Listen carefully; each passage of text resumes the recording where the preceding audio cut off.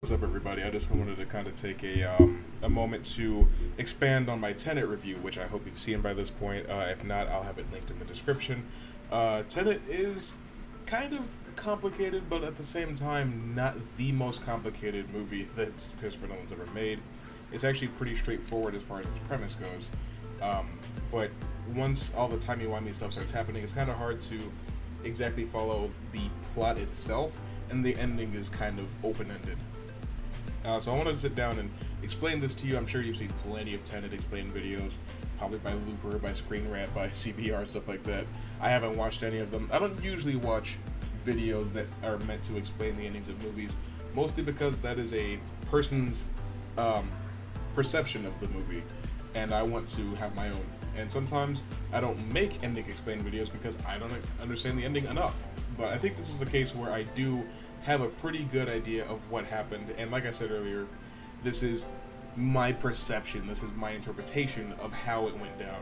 This isn't true, this is not correct, this is just how I think it went down. And if you watch, then maybe you'll get a better understanding and form your own perception of how it all went down. Now, the important thing to remember about Tenet is that it is not a time travel movie per se, in that characters that exist in the present as the movie is taking place cannot just go to the future or go way far back in time. They can't just pop across the timeline. Time is linear, and when a thing has its polarity or its entropy, or however you want to call it, inverted, it is moving through time in real time. That is very important to remember. Another thing that's important to remember is that the timeline of the film is both linear and cyclical, and in that the premise of the film leads itself into a time loop. However, it is spun off of a linear timeline where things happen a certain way, causing this branch timeline that the movie takes place on to be cyclical. I hope that all makes sense. Now, I have a few notes here. They're not all exactly in order, but I'm going to try to explain how things went as best as possible. Now, something that's very important to remember is that the opening scene of the film, the one that takes place inside the opera house, and the final scene of the film, well, not the final, but like the climax scene of the film, both of those take place on the same day. So the opera house, the hypercenter, and the yacht scene are all on the same day. I hope that makes sense. It doesn't seem like it would, but then again, you're dealing with Tenet. Now, there's been a lot of discussion as to what happened to Neil, like what's good with him. Is he going to, go die? Because obviously he has to get unkilled by the guy who shot him so that he can open the door and then go regroup with Blue Team and repeat the cycle. Our Neil, the one that we've been following the whole movie, obviously he's on Blue Team, meaning that he's part of the inverted team, he's moving backwards through time, but halfway through the mission he switches because he realizes that he needs to help protagonist and Ives, so that's why he does that and gets in the position that he was in. But he mentions that he's going to meet protagonist again on the next pass, like the next cycle, the next time they do that mission. If you remember, at the beginning, when the protagonist is nearly hit with an inverted round, it goes into someone's gun, and as he's walking away, you can see his backpack, and he has the same red cord that Neil had. So this is not outright stated, but it's pretty clear and very heavily implied that Neil is going to go to the opera house now and start the movie over, basically going to go save protagonist. Protagonist is going to get captured, take the test, take the fake suicide pill again, and the rest of the movie will take place as it just did. And then later on, it will bring him to the beginning of Blue Team's mission so that he can take the bullet that is meant to kill the protagonist when the future version of him undergoes the mission again, when the movie repeats itself. I hope that makes sense. Now, as far as like why all of that was going on at that particular location, the detonation that happens that day was pretty much going to happen regardless. Sator decided to use that day as a cover-up because there were a couple elements, right? Because that's pretty much thematically where the story starts, and it's also where the plutonium-241 comes into the story. So you have all the pieces that you need for the algorithm, and you already have an explosion that takes place. So you just combine the pieces of the algorithm, set up your dead man trigger, and let things run their course. Now, the important thing to think to consider when you're watching the climax of the scene, the climax of the film rather, which I do recommend watching the movie again because I've seen it twice now. I think I understand everything pretty well. Sator, that was on the yacht with Kat at the end of the movie, is Sator from the present. It's not the past version of Sator that originally lived out those events. Sator, after he comes out of the turnstile and is inverted, he goes back as far as the protagonist and Neil and everybody else does. He goes back with the information that he has now, because he wouldn't be able to communicate with someone from later in the timeline if he wasn't also carrying a device from that same point in the timeline. I hope that makes sense. But he did not know that Kat was also from the future, basically. So he was pretty much acting while Kat was acting, and then he found out that Kat was the same Kat that he'd shot. That's how that whole thing ended up going down.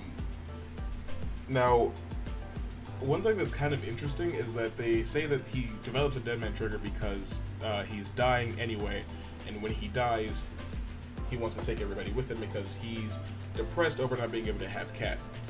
And they say that the reason that he's dying is because he has inoperable pancreatic cancer. You know, one surefire way to get cancer is overexposure to radiation. So, as we all know from the movie, when you invert the entropy on an object or a person, you're basically pumping it full of radiation to the point where it starts moving through time backwards. Sator went through this process over and over and over again, all in search or in pursuit of power. And he pretty much was going to die for it. But that doesn't really seem to have bothered him all that much.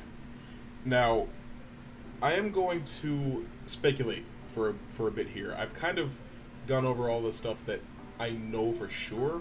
I want to come back to some of it later, though. This is where I'm going to start speculating. Now, they say that in the future, there's a scientist who develops the algorithm to reverse the world's entropy, and she is pretty much terrified of what she's done. She splits up the algorithm, sends it back in time, and then kills herself. The only way for that to work is for, in the far future, they have to have developed a more efficient way to send things back through time. Maybe in the future you can send things back to a determined date, because as we've seen, anytime someone gets inverted, they move backwards through time in real time. You know, like if you go into the turnstile, you come out of the turnstile on both sides moving at the same speed. That's kind of how that works.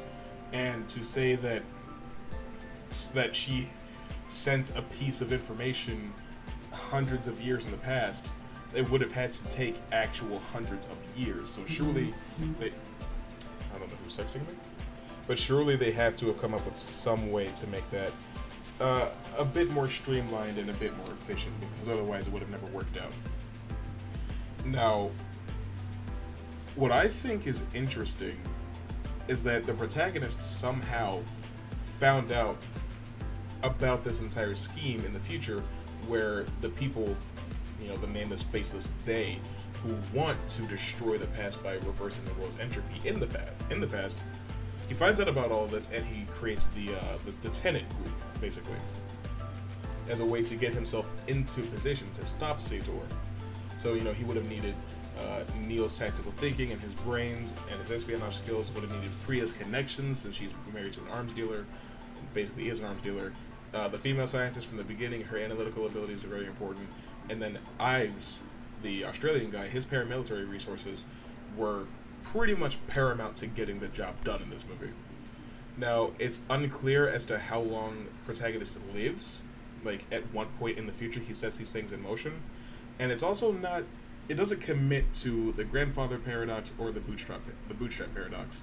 And I'm going to give a brief rundown of what the grandfather paradox is. They explain it in the movie, but I'll reiterate it here.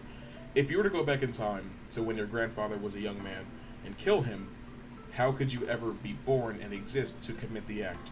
Therefore, your grandfather lives, and you go back and shoot him, therefore he lives.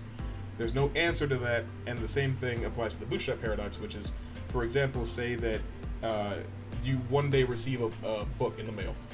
You open the book, it's a detailed chronicling of how to build and develop a time machine. And it takes you a while, but you finally get the time machine to work. First thing you think of doing is going back in time and giving yourself the book so that you can build the time machine. But for that to work, a version of you would have had to have gotten the time machine, or the book to tell you how to build the time machine for the first time. The cycle has to begin somehow. So that being said, it's hard to tell if the eventuality of a change being made in the past nullifies the threat of an event taking place in the future. And it also makes it hard to say how this entire cycle got started, because it's clearly a cycle. Protagonist is going to have to, at some point, go and recruit Neil and set all of this stuff in motion again to stop Sator, because the cycle will begin anew. That's the thing with most time travel stories, is they do end up being cyclical in some sort of way. That sort of thing is never really made clear, but we can deduce from what we see that the timeline that we experience in the movie is not the prime timeline. It is not timeline A. It's kind of unclear, again, as to how things unfolded in the original timeline for protagonist to come upon the scheme or create Tenet in the first place, because it seems like he would have gotten busted at the beginning of the movie at the Opera House mission, unless the Opera House mission was created as a way to get him into position to take that loyalty test for Tenet, which I'm pretty sure it is. So if that's the case, how did he get involved into all of that stuff initially? That's kind of the type of thing that makes this premise complicated, is you have to think with portals, you know? But this is information that we are never given, so my speculation, my headcanon kind of, is that in the future, the protagonist gets a hold of the information and finds out that there is a scheme to assemble the algorithm and use it as a weapon. And the protagonist doesn't want that, so he is the one who sends Sator the instructions as to how to assemble the algorithm in the past, and he is also the one that creates Tenet so that there is a way to stop Sator and finally dismantle and destroy the algorithm once and for all, so that it cannot be used for leverage in the future. That's kind of what I think. Now, going back to like the climactic scene, the visuals are very carefully constructed to try to help the audience understand time inversion, but at the same time it's also kind of confusing. What's happening is red team and blue team are conducting the mission at the exact same time. However, blue team did it first, and red team is operating on the information gotten from blue team's run of the mission, and vice versa. They're both kind of taking turns running the mission until it's over. I hope that makes sense at all. Now, partway through the mission, while Neil is moving backwards in time, he realizes that protagonist and Ives are not going to get through the locked door in time, and inverts again, thus going forward in time again. This is kind of the first time that we see eventuality being changed by the decision someone makes while inverted. Up until this point, while somebody is moving backwards in time, we never really see them do a thing that actively changes the course of what's about to take place. Because Neil's dead body is on the ground already by the time they get to that door. But there's also a Neil that was chasing them into the tunnel, trying to get them to stop because it's a trap. So Neil is both operating with free will and as part of a predestined circle. That's actually kind of fascinating, because what that means is that there were 3 Neils operating at once. There was the Neil that was operating with blue team on that mission, there was the Neil that had already been killed, and there was the Neil that decided to invert again and was already pursuing protagonist and Ives, trying to warn them. That's kind of crazy, because earlier in the movie the topic of free will does come up. Is there free will, or are we just destined to live out this timeline? And the answer is yes. both things are true, and I actually think that's kind of interesting, kind of beautiful. Now, it can be proposed that because time itself had yet to be totally inverted, they had not inverted the entropy of the entire world yet, that Sator was never going to succeed in any eventuality. Or it could be equally purported that because Sator does get all 9 pieces of the algorithm, he does succeed in one eventuality, and it has no effect on the world in the future, and protagonist finds out about this and sends all the information back into the past to have everything started again, to prevent the world from getting erased in the past. If you can send the information farther back than when the world was obliterated, maybe you can stop it from being obliterated. That's a can of worms I don't really want to get into, but it is a way of interpreting the events of the film as they are presented to you. Now, earlier, or shortly before the final act of the film, protagonist approaches Priya 2 days before they initially have the discussion about the experience that he has in Oslo with his inverted self, which at that time he would not know was himself, but now he knows was himself.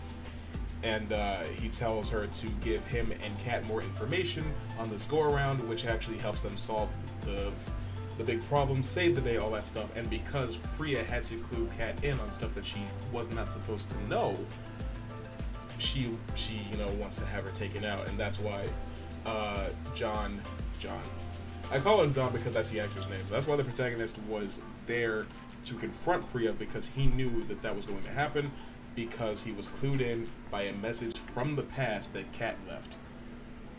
And honestly, I think that's all the major stuff regarding the spoilerish elements of Tenet and the ending of Tenet that need deep explanation.